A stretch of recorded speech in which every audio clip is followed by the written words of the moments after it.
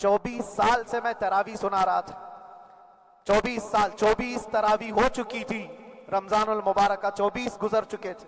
25वां साल था, जालिमों ने मुझे रमजान से पहले अंदर कर दिया। बार बार ये ख्वाहिश होती थी कि मेरी तरावी छूटने ना पाए। 25वीं तरावी है, 25वीं मेहराब है, लेकिन रब तबारक व तआला का एहसान, अंदर मौजूद सारे मुसलमानों। अस्सलाम वालेकुम मेरे प्यारे दीनी भाई बहनों, मेरा नाम है आलम गुफरानी। आई होप आप सब अच्छे होंगे। आज हम देखेंगे मुफ्ती सलमान अजहरी का वीडियो कि उन्होंने जेल के अंदर कैदियों को कलाम पाक सुनाया रमज़ान मुबारक के महीने में। जी हाँ, रमज़ान मुबारक का जब महीना आया तो मुफ्ती सलमान अजहरी साहब ये सोच रहे थे कि मैं कलाम पाक कैसे सुनाऊंगा।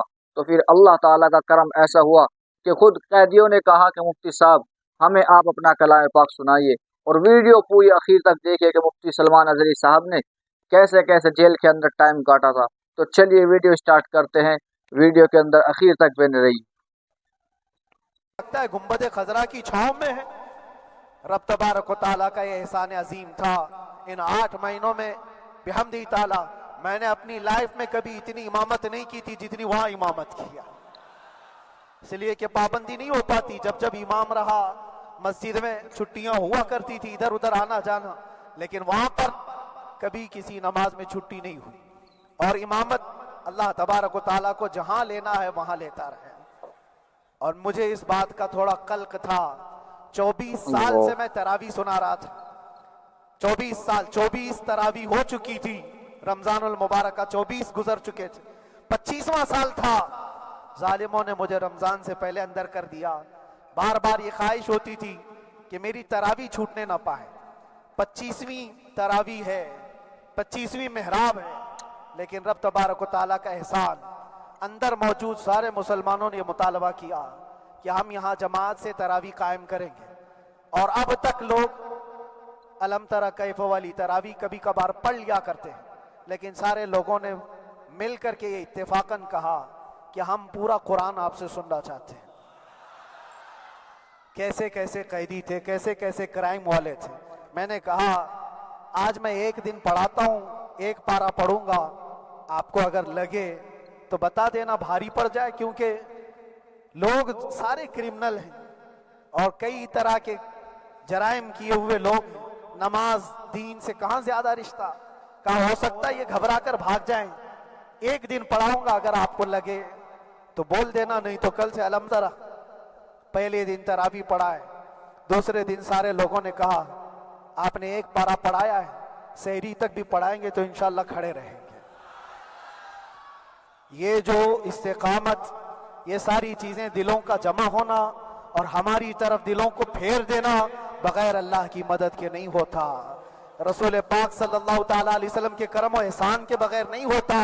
वो तरावी भी पढ़ते रहे, तफसीर कुरान भी सुनते रहे और कुरान की तालीम भी लेते रहे। फिर मुझे अंदाजा ये हुआ कि रब तबारक व तआला की मंशा ये थी कि हमारी तरावी की मेहराब की सिल्वर जुबली जेल के अंदर हो जाए। मुझे इस बात का कोई कल्क नहीं रहा कि मेरी कोई चीज छूट गई है। हाँ, ईद, बकरीद, मुहर्रम, ये तमाम चीजें लोगों की याद तो रहती, रिश्तेदार, अहिबा, अकरबा की याद, लेकिन अल्लाह की मर्जी, मेरा रब तबारक व तआला जो पसंद करे उसमें हम राजी हैं। अगर मौला ये चाहता है कि मैं तन्हा पढ़ूं तो उसकी रजा में हम राजी हैं। अगर वो चाहता है कि मजमे हजारों में हम नमाज अदा करें तो उसकी मर्जी पर हम कायम हैं। अजीज़ान गिराम वक़ार, सब्र और सुकून के साथ जो हालात गुजरे, उसमें सबसे बड़ा किरदार आप सबकी दुआओं का है। सबकी दुआओं का। मशाइख, सारे पीरान इज़ाम, तमाम सलासिल के और हर मस्जिद के इमाम अपने मेहराब और मिंबर से जो दुआ करते रहे, ये सारा ज़ख़ीरा मेरे लिए इतना बड़ा है जिसको मैं बयान नहीं कर सकता। हर एक की जानिब से दुआएं, औरतों बच्चों की तरफ से मन्नतें, रोजे, न जाने क्या क्या कर लिया। फिर मुझे अंदाजा हुआ कि सिर्फ अपने आराम, अपने राहत के लिए फड़फड़ाने से कुछ नहीं होगा। रब तबारक व तआला ये चाहता है कि पूरी उम्मत मिलकर के इस फकीर के लिए दुआ करे। और अल्लाह ताला को जब तक मंजूर था तुम्हारी दुआएं होती रही। बाज लोगों को ये ख्याल भी आया, कुछ मेरे अहब्बा अकरबा रिश्तेदारों ने भी कहा इतनी सारी दुआएं हुई, इतनी सारी दुआएं हुई قبول کیوں نہیں ہوتی؟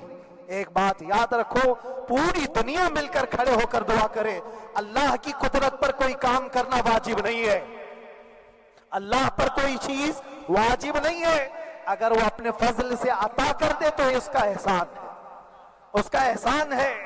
اب چاہے وہ سال بھر میں قبول کرے کہ 5 سال میں قبول کرے، ایک بات یاد آتی ہے میرے عزیزو، ہماری قید تو 8 مہینے کی ہوگی، ان بزرگان دین کی قید 8 سال 7 سال، امام محمد بن حسن عسکری 20 سال تک قید میں رہے، 20 سال تک اندر سلاخوں کے پیچھے بند رکھا گیا۔ یہ اہل بیت اطہار ہیں، ائمہ اعظام ہیں، ان کی تکلیفیں دیکھ کر پھر ہماری تکلیف چھوٹی لگتی، اور پھر نبی پاک صلی اللہ تعالیٰ علیہ وسلم کی یاد آتی۔ صرف اس بات کا ہمیں فخر تھا کہ تم نے کبھی چوری کے الزام میں تو نہیں گرفتار کیا، کسی گھناؤنے الزام میں تو نہیں گرفتار کیا، ہاں اگر کسی بات پر گرفتار کیا ہے تو ان سے پوچھو تو اب یہ بولنے میں بھی شرم کرتے ہیں، مولانا کو کیوں گرفتار کیا ہے، مولانا کو کیوں اندر رکھا ہے، شرم آتی ہے بولنے میں، کیونکہ انہوں نے کچھ ایسا بولا تھا جس کو بولنے میں شرم آتی ہے۔ کیا بولا تھا میرے عزیزو؟ یہ ایک الگ کہانی ہے، ابھی میں اس پر کچھ گفتگو نہیں کرتا، اس لیے کہ ہر ایک کو یاد ہو چکی ہے، ہر ایک کو یاد ہے، میں اس کہانی کی طرف نہیں جاتا، لیکن اتنا مجھے آج اس ملک میں رہتے ہوئے احساس ہے کہ ابھی بھی انصاف ختم نہیں ہوا ہے۔ انصاف پوری طرح ختم ہو جائے تو اللہ کا عذاب آ جائے گا، اللہ کا عذاب آ جائے گا۔ چند لوگ نا انصافی کر سکتے ہیں، لیکن پوری کی پورے روئے زمین پر رہنے والے انسان نا انصافی کرے، ایسا نہیں ہوتا۔ ہمارے حق میں سپریم کی طرف سے جو انصاف آیا ہے، ہمارے دل میں اس قدر جگہ ہے آج، اور اس قدر احساس ہے کہ ہمیں یہ اندازہ آج بھی ہوتا ہے کہ چاہے کچھ بھی ہو جائے لیکن انصاف پوری طرح سے مر نہیں سکتا، انصاف پوری طرح سے مر نہیں سکتا۔ یہ ہمارا ملک عزیز ہندوستان کسی خاص آدمی کے ٹھیکیداری میں نہیں ہے، سبھی کا خون شامل ہے یہاں کی مٹی میں، کسی کے باپ کا ہندوستان تھوڑی ہے، ہمارا بھی ہے، آپ کا بھی ہے، سب کا بھی ہے۔ اور میرے عزیزو پتہ نہیں، یہ بھی شاید راحت اندوری صاحب کا شعر ہے، اور اس سے پہلے بھی کچھ بولا تھا، وہ بھی ان کا ہی تھا، تو ڈینجر ہی ہوا کرتا ہے۔ اللہ تبارک و تعالیٰ آپ سب پر فضل فرمائے، کرم فرمائے۔ جو چیز خاص طور پر بولنی ہے وہ یہ ہے، ان حالات سے آج جو گھبرائے ہوئے ہیں، یہ وہ لوگ ہیں جو عیش پرست ہیں۔ میں کسی کو خاص ٹارگٹ کر کے نہیں کہنا چاہتا، لیکن بہت سارے وہ لوگ جو اثر و رسوخ رکھتے ہیں لیکن وہ آگے آنا نہیں چاہتے، دین اسلام پر حملے ہوں، حضور پاک کی عزت پر حملہ ہو، کسی کو بولنا نہیں، کیونکہ پتہ ہے دیکھو اس مولانا کو کس طرح کی ہے، اسی طرح دوسروں کو بھی کر دیا جائے۔ جو کمفرٹ زون میں بیٹھنے کے عادی ہو گئے وہ اپنا ایریا چھوڑ کر ہٹنا نہیں چاہتے۔ اگر میں کچھ کہوں گا حضور پاک صلی اللہ تعالیٰ علیہ وسلم کی ناموس کے لیے تو میرا عیش خطرے میں آ جائے گا، اکثر کی یہی سوچ ہے۔ میرا تو اپنا دھندا ہے، میرا بزنس ہے، میرے بیوی بچے ہیں، ہو سکتا ہے مولانا کو کسی چیز کی فکر نہیں ہوگی۔ آپ کو میں بتاؤں، آپ کو اندازہ نہیں ہمارے دل میں ہمارے بچوں کی کتنی محبت ہے۔ میرے بھی چھوٹے سے بچے ہیں، جب وہ جیل کی سلاخوں کے سامنے آ کر آنسو بہاتے تھے تو دل پر چھریاں چلتی تھی۔ وہ بچے جو ہمیشہ ہمارے سینے پر سوتے رہے، آج میں ان کو چھو بھی نہیں سکتا۔ جب وہ سلاخوں کے پیچھے کھڑے ہو کر دور سے رو کر کے چلے جاتے 15 منٹ، تو کیا ہمارے دل میں بچوں کی محبت نہیں؟ کیا ہمارے گھر بار نہیں، ہماری بہنیں، ہمارے بھائی، ہماری ماں نہیں؟ کتنے تو دن ایسے ہوئے کہ میری ماں کو دورے پڑتے رہے یاد کے لیے، تو کیا وہ ہمارے اوپر کیفیت نہیں آتی کہ ہم خامخواہ یہ مصیبت کیوں مول لیے؟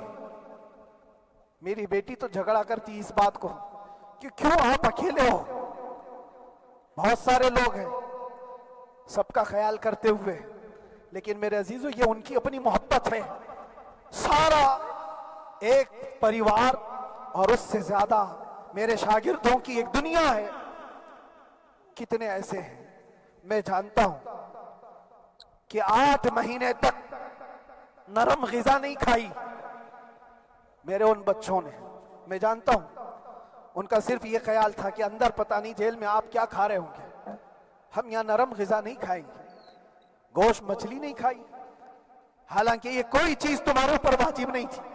ये हालात मैं इसलिए बता रहा हूं मेरे अजीज, किसी के वहमो गुमान में अगर ये है तो निकाल दे कि मेरे आसपास कुछ नहीं है, मैं किसी को चाहता नहीं, या मेरे साथ मोहब्बतें नहीं है। कसरत से मोहब्बत करने वाले लोग हैं मेरे पास। मेरे इन भाइयों की और मेरे बहनों की, मेरे घर वालों की मोहब्बत तो ऐसी है कि उनके घरों के बच्चों के मामलात भी बगैर मुझसे पूछे नहीं होते। अगर 8 महीने अंदर रहा तो किसी का रिश्ता नहीं, तो बातचीत भी नहीं है। रिश्ता नहीं होगा जब तक ये ना आए, सारे काम डिपेंड रहते थे। मुझे भी इन तमाम चीजों का एहसास है, लेकिन ये सब चीजें एक तरफ, मेरे मुस्तफा की इज्जत अपनी तरफ।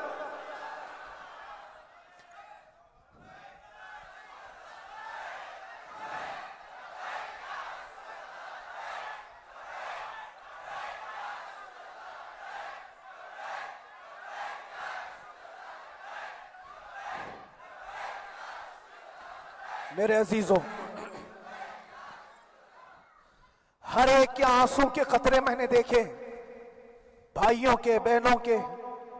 मेरे पास मिलने के लिए मेरे जो शागिर्द आते उनके, ये अक्सर जब जेल की दीवार पर आकर खड़े होते, इनकी आंखें लाल, ये आंसू बहाते 15 मिनट मुलाकात करके चले जाते। आपको क्या अंदाजा है, अंदर के हालात एक दिन 1 साल के बराबर लगने लगता है।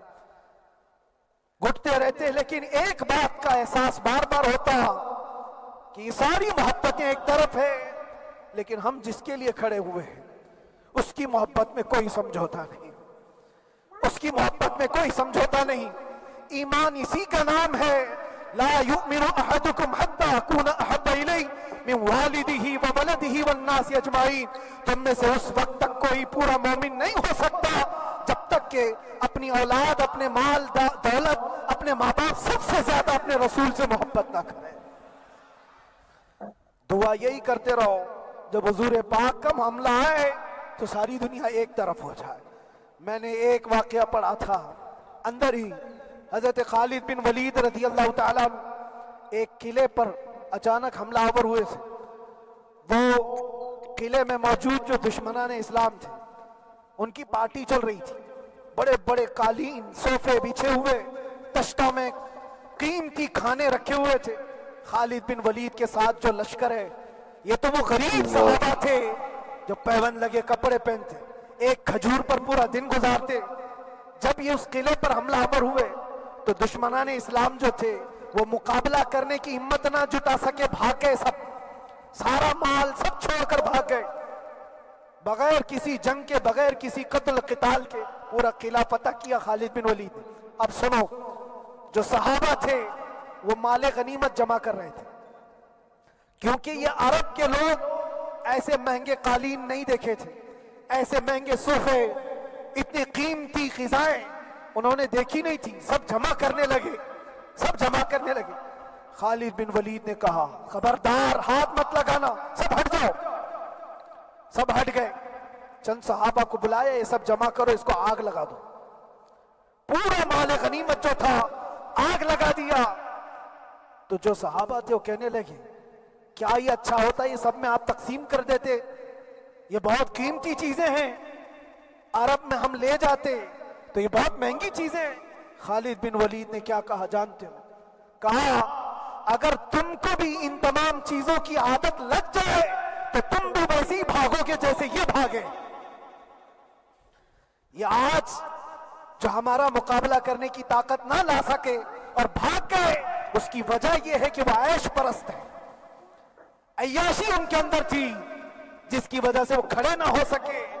और जब जब ये अय्याशी आएगी तुम खड़े नहीं हो सकोगे, खड़े नहीं हो सकोगे।